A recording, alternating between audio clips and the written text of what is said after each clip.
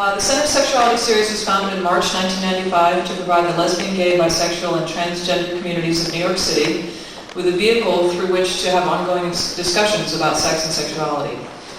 The goal of the series is to bring attention to topics that are rarely or not easily addressed, and to develop forums which are challenging and cutting edge, yet accessible to everyone. We strive to focus on people's feelings, experiences, and fantasies, and to explore the diversity of our community's sexual expression.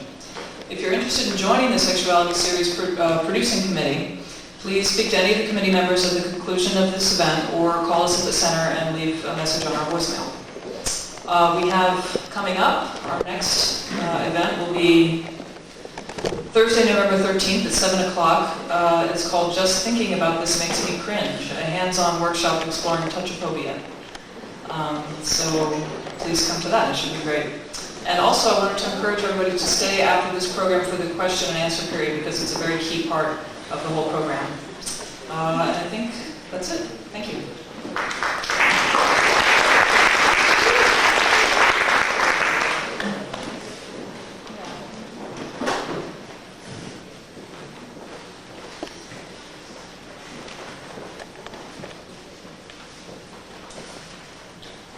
My earliest memory of contention with being a girl is of myself at age 4, staying up all night, rocking and praying for God to change me into a boy. The year was 1955.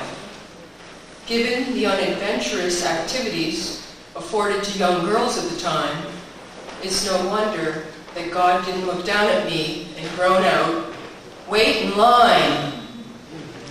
Being too young for school, I had not yet entered the institutions of our culture. My world was largely self-fashioned. I know that this desire came from a place born before politics.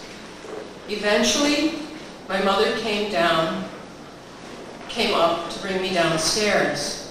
Holding me, she asked, "Margot, what is the matter?" Tear-soaked, I answered, "I'm praying for God to change me into a boy." "I wish you would love what you are," was what she answered. In 1972, at the age of 21, I came out formally as a lesbian.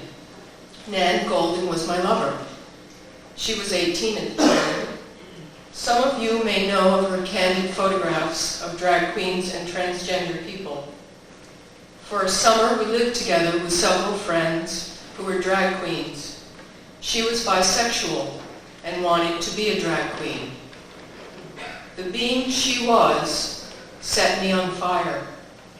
I felt so deliciously opposite.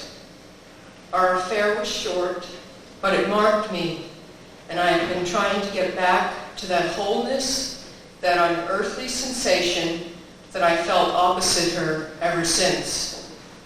The drugs, the prostitution, the ensuing hopelessness that I felt in our centering our lives on dressing our queerness might have been enough to send me back to Connecticut. But in truth, what sent me running from this queer, accepting family was my own fear, my own potential to be moved, to be lost to pleasure, and my potential to wander from the norm. At 22, I married a woman with 2 boy children, ages 4 and 6. Her previous marriage had fallen apart when both she and her husband discovered they were gay. In 1973, the women's movement was raging. Along with the lessons of the civil rights movement, the anti-war movement, the liberation struggles worldwide, women were bringing the fruit of their previous seclusion, their ability to listen, to nurture, to organize, and to negotiate, to their living rooms. We were forming consciousness-raising groups and self-help groups. We were becoming the kind of long-awaited monsters that Robin Morgan wrote about, articulating a language of our own in poetry and literature. One night, my lover and I attended an event at Trinity College. Jill Johnson, an author and a radical lesbian separatist at the time, was the central speaker. The separatists were advocating no interaction with men. We stayed after the event. My lover asked me to speak to Jill about what she now saw as a dilemma, that she was a lesbian with 2 boy children. Without hesitation, Jill said she should give up her sons. I, the bearer of this news, was cut with guilt, knowing that partly I wanted this, wanted her all to myself, knowing that at age 22, I was unable to comprehend how to negotiate all our needs while pursuing a fine art career with the vigor and the style of the big boys. Her sons were given to their father Monday through Friday. This was not the first time a woman had taken her children away. At the age of 18, she gave birth to a black baby girl. Being herself white and underage, her mother put the baby up for adoption. It wasn't just that she missed her children. It was that her whole body missed them. In her newfound time, she attended Hartford College for Women. She maintained 4.0 for 2 years and won a full scholarship to Trinity College, at the end of which she reclaimed her sons. Such are the losses and the fruit of our political movements.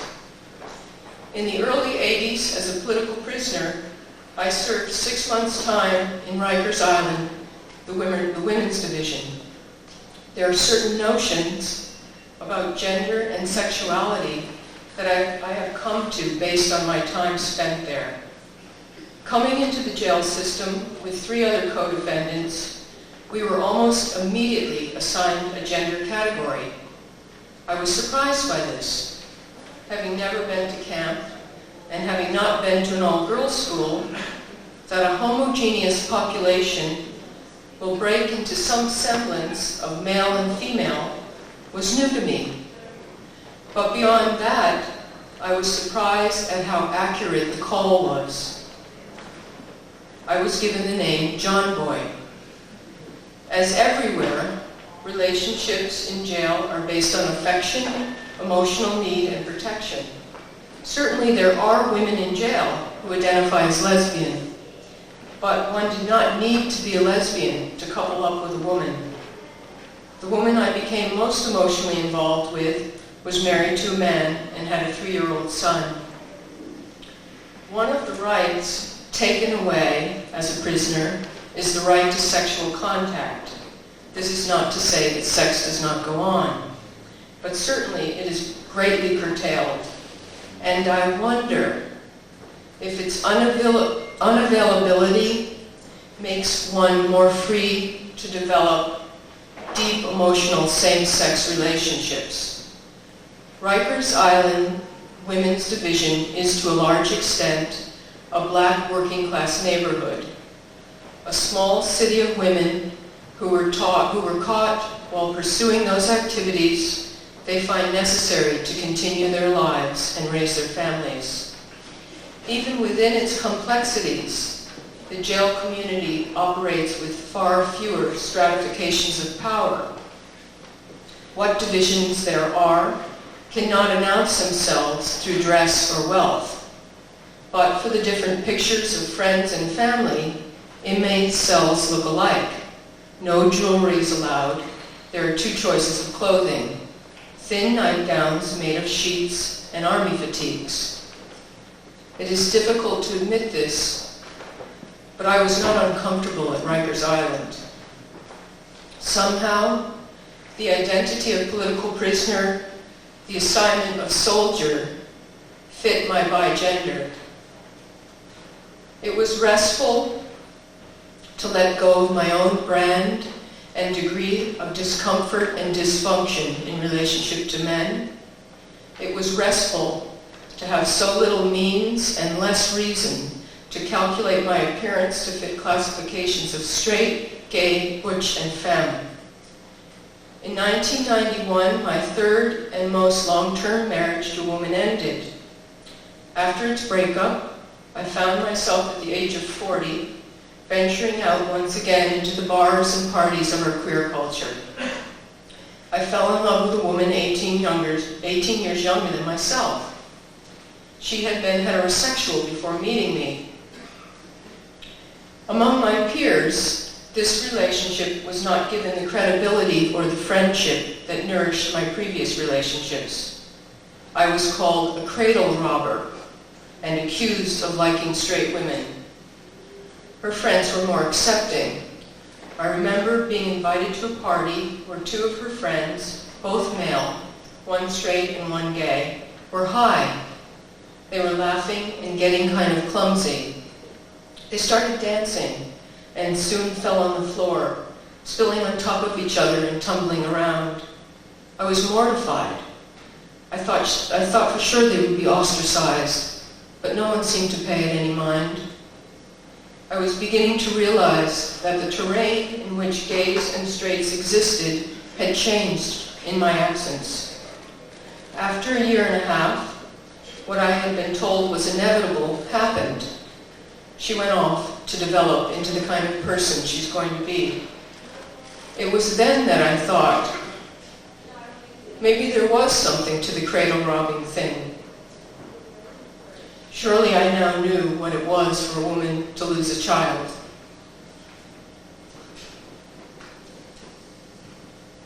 It was at a party, out of the corner of my eye, that I caught sight of the lightest, softest whoosh of hair. I waited until the form settled and the woman turned around. My senses reopened. I whispered, "Wow, that's the best of both worlds." In a few minutes, the hostess was introducing me to this same woman. It was within her first few sentences that she told me she was a post-operative transsexual, male to female. My soul inclined toward her, but my brain lagged behind. We spoke of our separate loneliness, and I suggested she meet a friend of mine. It was at this meeting that I arranged promptly that my stomach got hollow, my mouth got dry, I became very shy, and I realized, God, it's me that's interested in her. I spent the next 3 nights tossing and turning, questioning my validity as a lesbian, wondering, was I bisexual? Berating myself for the pleasure I found in the fact that her hands and arms were stronger than my own. Knowing that this triggered my desire to relinquish, to abandon to someone else. Knowing that somehow I could have respected this desire had she never been a man. Knowing, too, that it was partly the facts of her life that let me entertain this notion of surrender at all. After this tirade, I rose from the bed, went downstairs, picked up the phone, and asked her out. In the next year, these issues, and her own, played themselves out in between our quiet, tender moments of our relationship. After the second breakup, she asked, couldn't we just be friends? This friendship is indispensable to me. Shortly into our dating, I received a phone call from my father. He asked how I was, and as he always put it, had I found a new friend yet? I answered I was happy, and that yes, I was dating somebody I really liked. Really? He answered. Is it a man or a woman? With frank honesty, I explained the situation as best I could. There was a short pause, and he said, Jesus Christ, Margot, does she have any money? Such as things are, I remember finding great comfort in this response. As Kate Bornstein noted, A typical father-to-son remark. We are here tonight, and we do this program, or deprogram, because it is inevitable. It is in keeping with queer culture's intrinsic dependence on invention and reinvention, on its investment in defining and redefining. We are here tonight in this tradition. We are a continuum. Some of us have helped to forge the very labels and definitions that our lives call into question. Some of us have inherited the labels and fashioned their meaning to fit the character of a new time. We are trying to come to terms with the inherent contradiction in codifying our natures and our behavior toward the pursuit of our human rights, while at once curtailing and denying our human nature as we attempt to hold to the very definitions that we create. What would be the threat were we to recognize human nature and desire as fluid and shifting, to believe that it may travel back and forth, the many decimals marking our notion of male-female behavior as we develop? Could an untagged existence be any messier than the confusion and the loss suffered in our definitive time of disordering the soul? The fear of an untagged human being and a random desire is the fear of discovering one's own potentialities, their complexity of adventure, and their disruptiveness to the structures of a time gone by. The threat is that of loving one another. In a post-queer world, will we stop looking for the perfect noun or pronoun and get on with the greater challenge of calling ourselves human beings? Will we wander the full breadth of our capacity towards our next unnamed opportunity? Welcome to Gender 201, Building a Brave New Post-Queer World.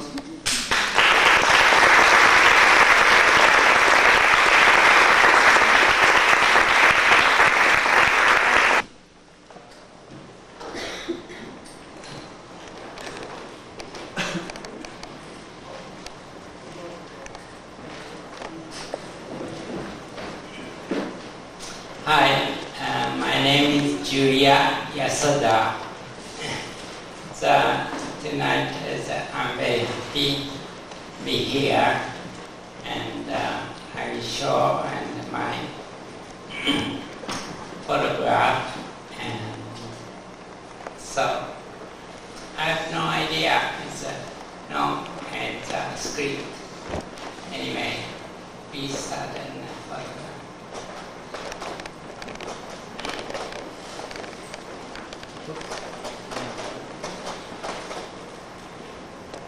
This is my family photograph, and 1943 in China. It's Shenyang. At the time in Japan, it invaded China, and new country is Manchuria. This photograph is very strange. It's my brother and sister, mother, and mother's side grandmother. This is me. It's supposed to be, actually the stand is supposed to be this, but the father holding me, but I don't know, I have no idea. I was born in many medical conditions, and brain damage, cerebral palsy, and hermaphroditic condition. Yeah. Please, next, please. This is I was high school. I'm I'm not sure. It's a field day outside in Tokyo. After the Second World War, our family came back to Japan. As a very sissy boy, my birth certificate is a male, so I was very, very difficult in this in school. Next, please. This is my radio operator license. This is Dukes 1958. It's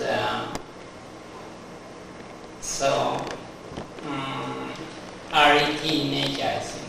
So still I'm very looks young, just boy. Okay, next please. And this published photograph and some Japanese magazine is a request. I never wearing like this in my classroom. I'm teaching and mathematics. I was a professor of mathematics, so this is first English semester, first class, I think. I introduced them some books and next please. This is a usual style. This picture took my student.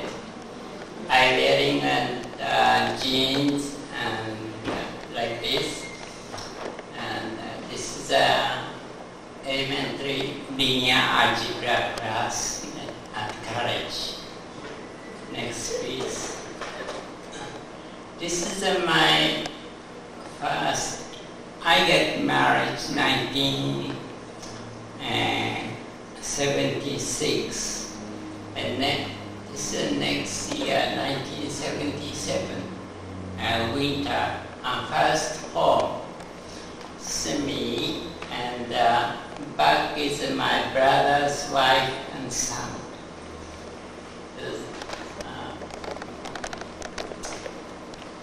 Please next. This is only one picture with my wife. She's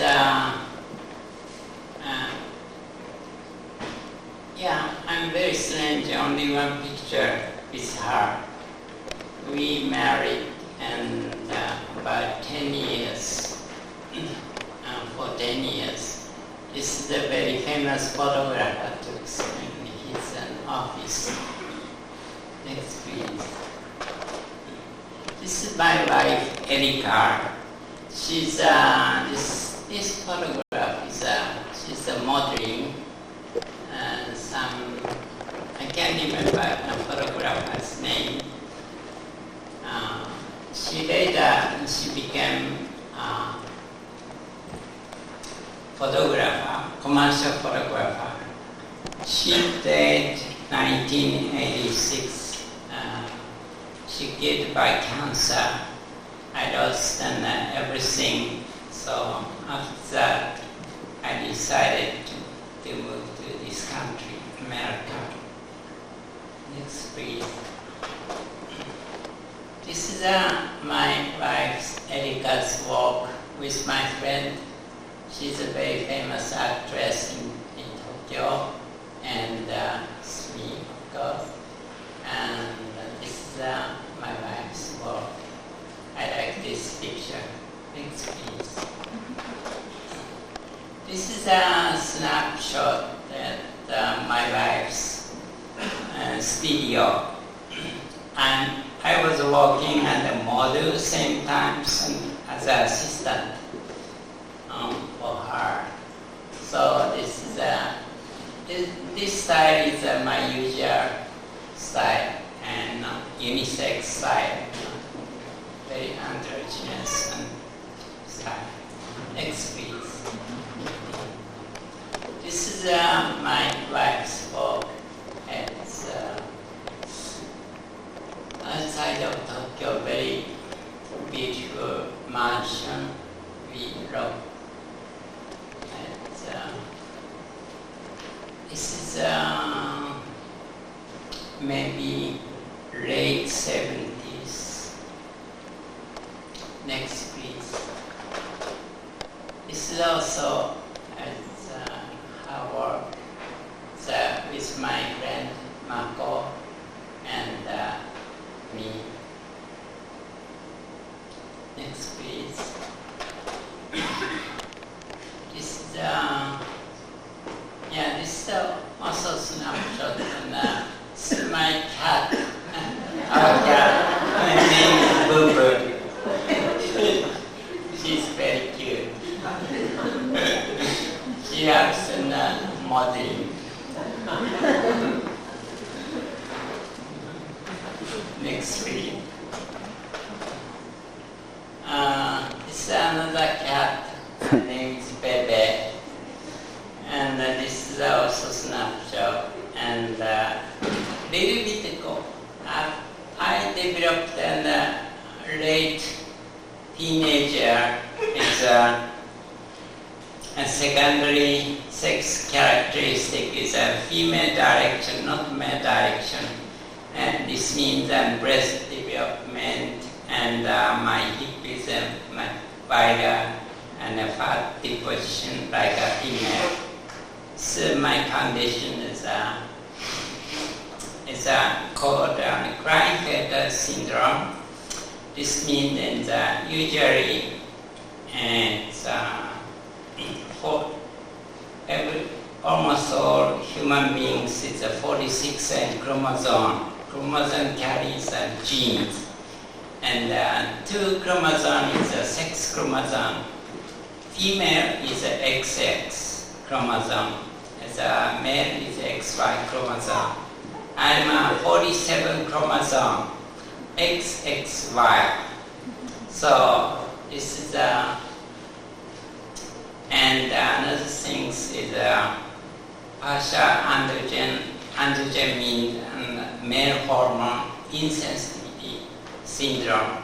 My body tissue and maybe all my body tissue, including my brain, doesn't respond enough and male hormone. So this goes and my brain is maybe going to female direction and differentiated, but not enough, I think. So I'm not female, I'm not male. Next, please. This is some little bit done. It's my small penis is here. Yeah. I don't know what she took in this picture. Some magazines carried, published on this photograph, I think. Next, please. This is in America. It's 1994. I got sex reassignment surgery in New York. It's March. Then after that, and the breast implant. It's my breast is not so enough, so I want to breast more bigger breast. So after that, I was a very narcissistic. So I took my body by myself. Next, read. And this is a publicity photograph for movie Transsexual Menace. It's not very published, but like this after the surgery.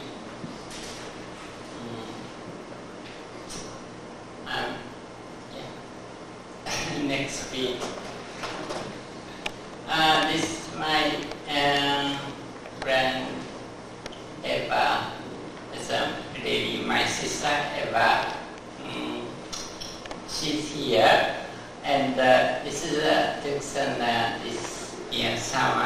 Berlin. It's next please. This another my very close friend Chloe, and this Chloe has 1995, I think, in the winter. She's very sick at that time. The next page. This is my favorite picture. It's Evelyn's hair salon. I like this. Next please.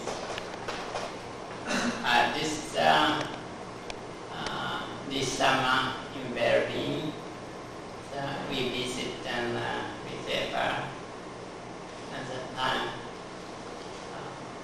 I can't remember the way. Anyway, next please.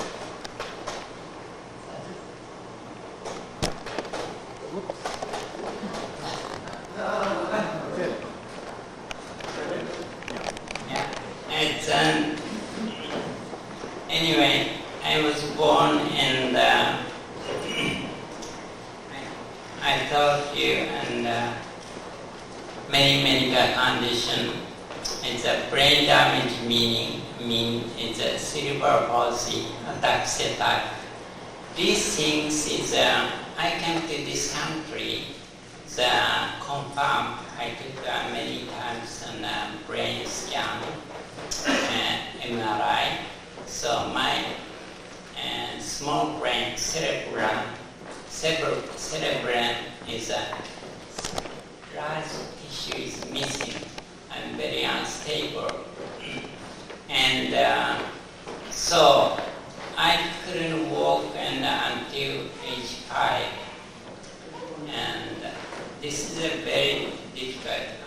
I'm very isolated. I stay home, and so I can grade other children, same age children. It's a very difficult time. Then I went to school. It's 1 year later, and but boys is very abusing me, and some strong girl can rescue me. So, but my fitting is very difficult. I'm not belong to boys group, and also I'm not belong to girls group. I'm excluded. And still my feeling is I'm not man, I'm not woman. I got 6 years, I'm 30. Looks like woman, but my feeling is still I'm not woman, I'm not man. I want to, and I feel the third new category outside of both sexes. It's in a new category. So this causes a very difficulty in society. For example, as my employer at the Japanese university don't like me because I employed as a male, but sometimes as I'm fighting with employer because employer said I'm too feminine, so not so good for student, my class student. So, and this is ridiculous things, I think. This is not my responsibility because I was born in this condition. So, it's recently I made a new friend. It's a long time telephone conversation. His name, he's a very famous Professor Diamond. I discussed many things with him. And he said maybe my brain is not differentiated for its female direction or a male direction. So this is very difficult. My gender identity is very, very ambiguous. This is the society is almost all people is male or female, and gender identity is it's matched and with a body shape and feeling. But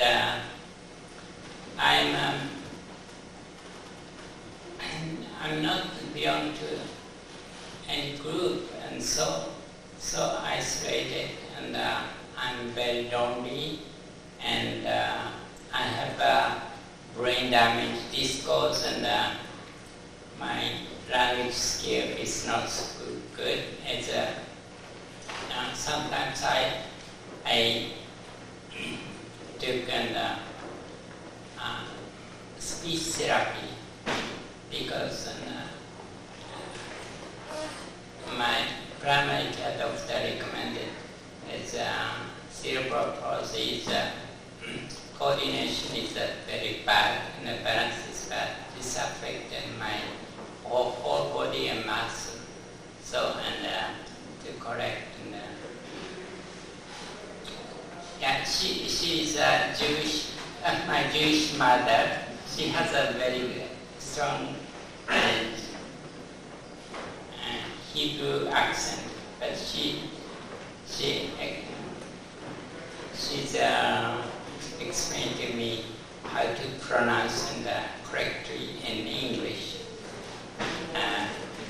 Still, I'm so I hope very few people, most majority people is okay, but same times and a very small number of people is gender identity is a female body, it's a male gender identity, or male body or female gender identity, or and like me, very, very ambiguous gender identity, as I have no clear-cut gender identity. These people is in this society is very difficult. I hope when recently is brain research is very developed. So gender identity is a biological course, not learning. So this is recognized and educating the general public is very important. This is society has to accept and these people and express and her or his gender is more freely and more developed, and each individual's potential, each direction, any direction, at all sexual level. I mean gender identity, or some person said sexual identity, and also sexual orientation and sexual pattern, feminine or masculine. And this is a more free expression, I hope, in the near future more. In this country, and especially New York City, is much better than Tokyo. Thank you very much.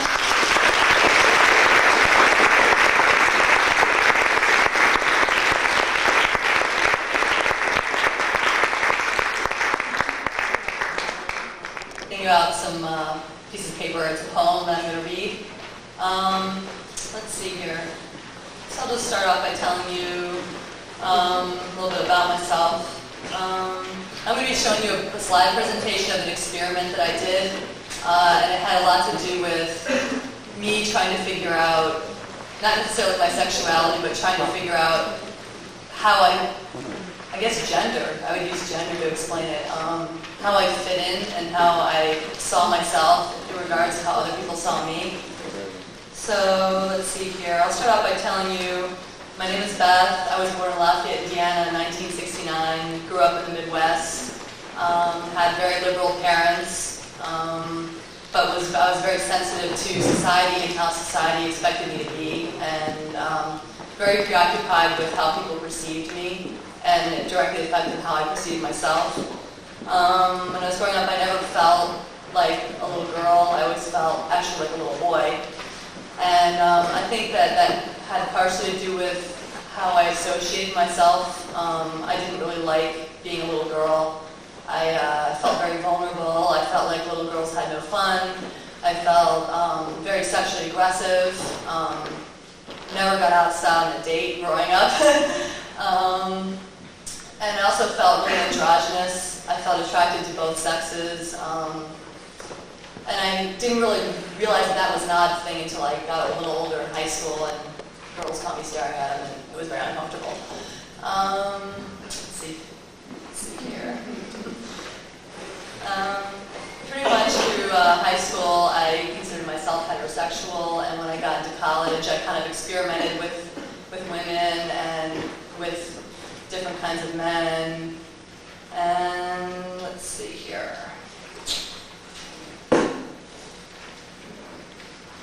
Also, as I was growing up, I kind of felt like my boundaries were blurred. I didn't really understand the meaning between like playing and being sexual, and I was pretty much sexual towards everybody.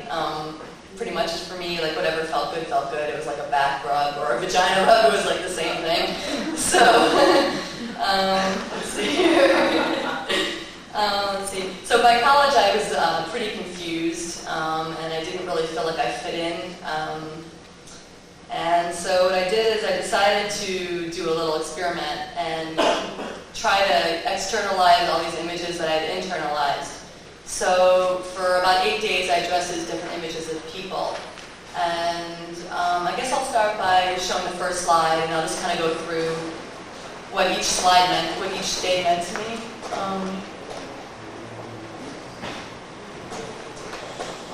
Okay.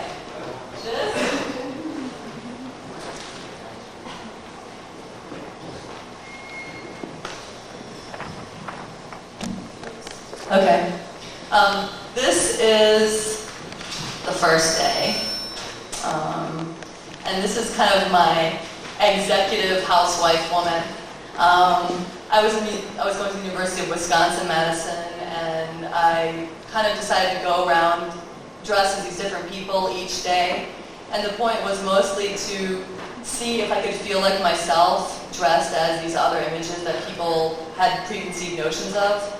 So I kind of wore a lot of perfume, and I tried to act the part, and I wanted to see if I could feel like myself while I was these other people, and while people were, I'm trying to think how to say this, while people were responding to some kind of generalized idea of who I was supposed to be, I was trying to see if I could still feel like myself and retain my own identity. So this one right here, I kind of wrote down different things that I felt. I'm just going to read them off to you. Different things that I was feeling as I was dressed as each one of these people. This day, this is what I thought about myself. I smell good, I get along with everyone, pleasant but not provocative to look at. I felt invisible, and invisibility felt safe, but sad, alone in myself because I was nobody. So I just basically felt like a no one. That's that picture. Next picture. This is the bearded lady. This day I went around and I put this beard on, which is my hair. I cut it off and just glued it onto my face. And this was actually very entertaining because people were very uncomfortable with me. They just didn't know what to do.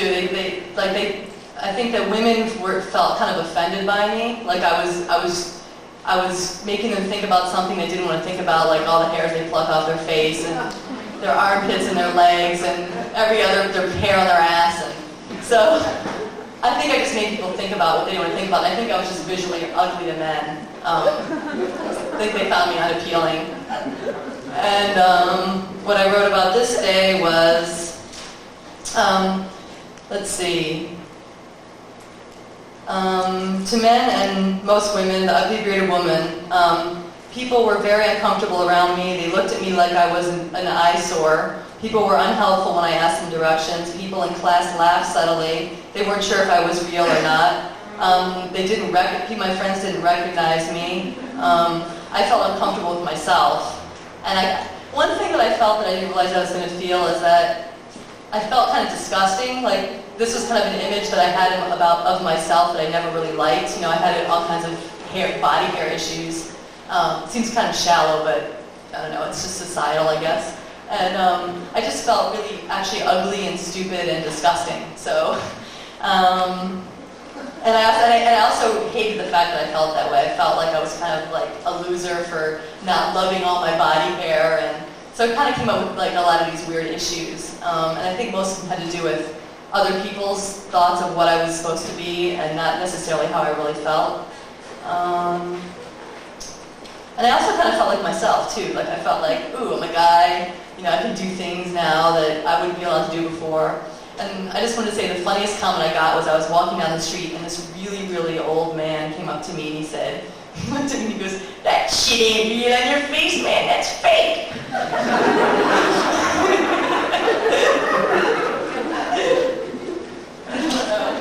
Next slide.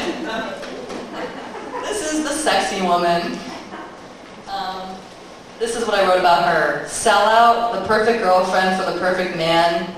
Bring a little porno into the bedroom, be your husband's desires. Flat. I liked the attention, actually. I was kind of embarrassed, but I did like the attention I was getting from men, because I always felt like an ugly duckling when I was growing up. Everyone was happy to see me this way. All my male friends who used to see me, I used to kind of dress like androgynous when I was in college. I wore like the uniform, like the combat boots, the jeans, the t-shirt, and the ponytail.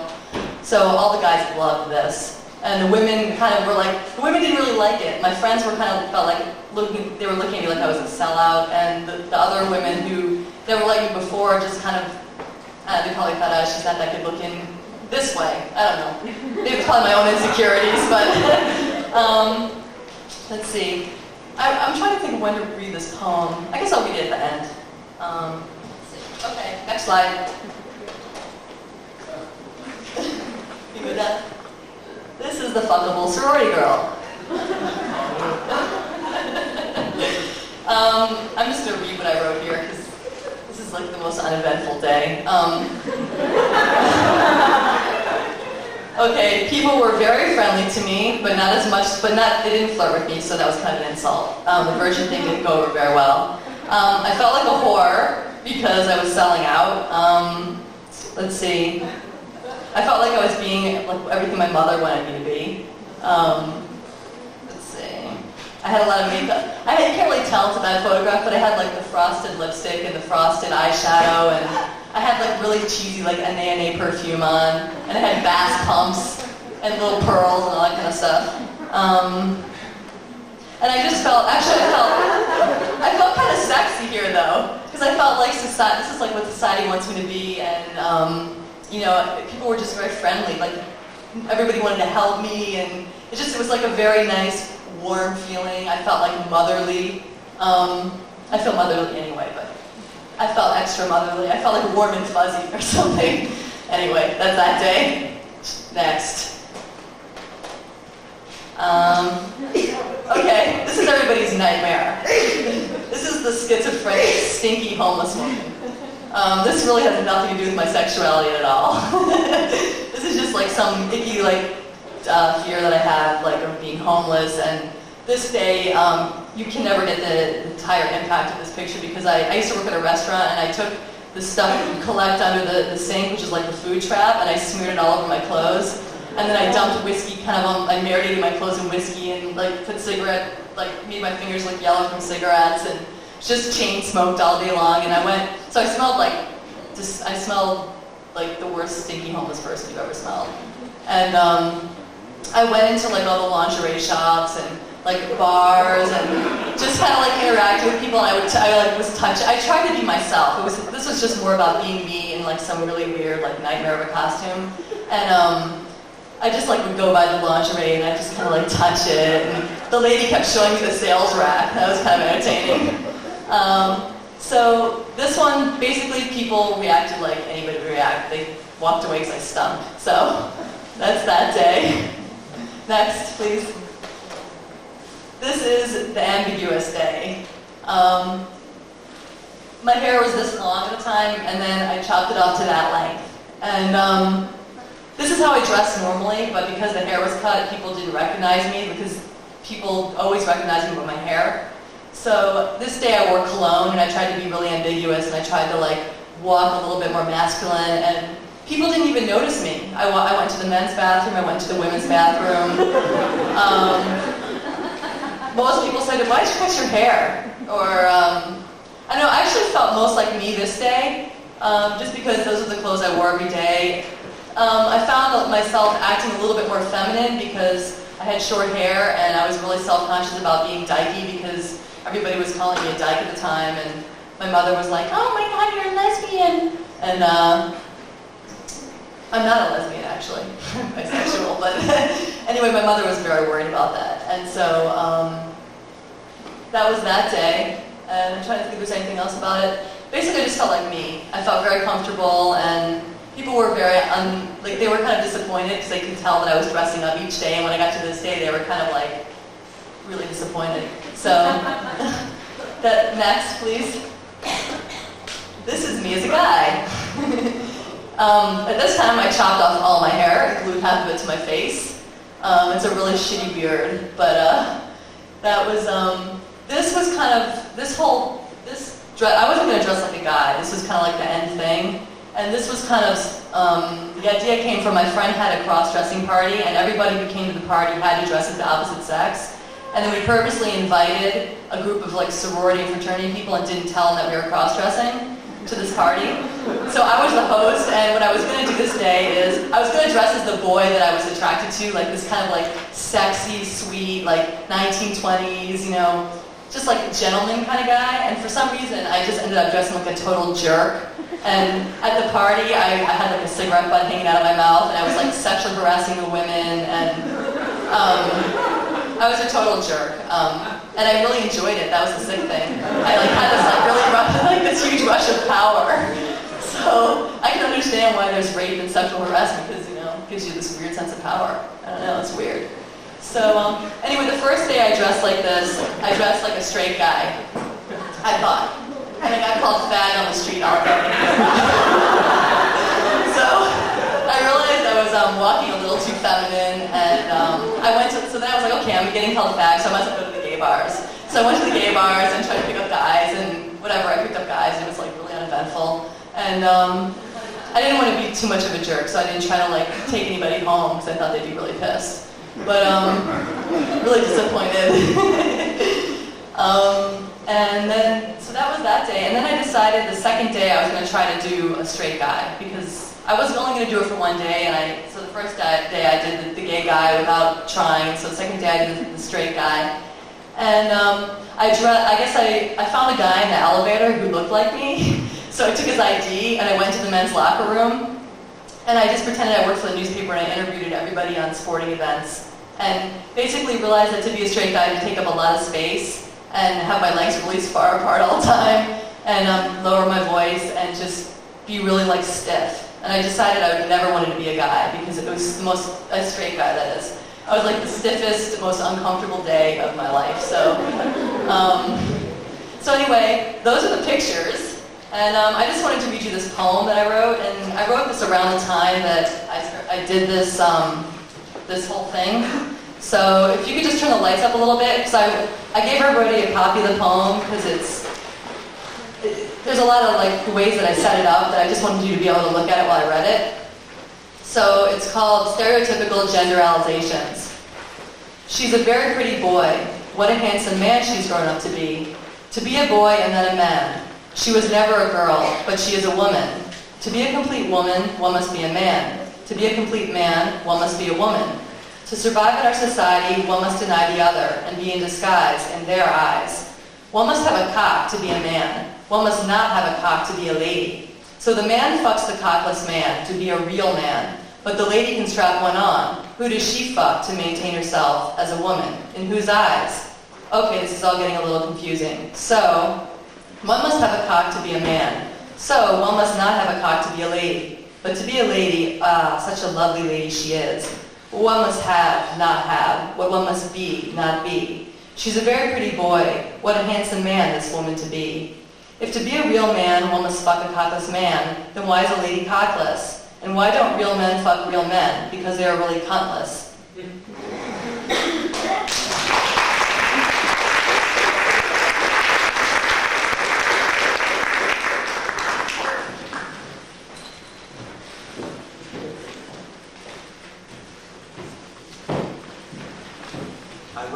I wear this scarf a lot because it's sort of like a hair extension scarf. Like Beth sort of has the same hair. Did anybody notice? We were weaving into these moments together.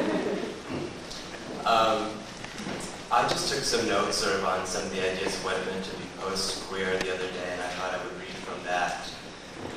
Though I do not feel like or wish to be a woman, I've always felt that my womanhood is the strongest aspect of my manhood. Throughout my life, I found myself in positions where I'm perceived as being a woman, if only for a moment. But my response has been to be flattered rather than insulted. That I could embody so many things seemed like a gift to me rather than a curse. Though I don't perceive my sexual orientation as a choice, I do think that how I respond to my reality is a choice. And in fact, I consider it a responsibility. Many a time when I walk into a store or something like that, somebody's always like, "Miss, can I help you?" or something like that, and I'm always like, "Monsieur." And I sort of see it as a responsibility to my evolution to respond in that way. By being comfortable with my own identity configuration, I at the very least set a standard of acceptance for a larger dialogue.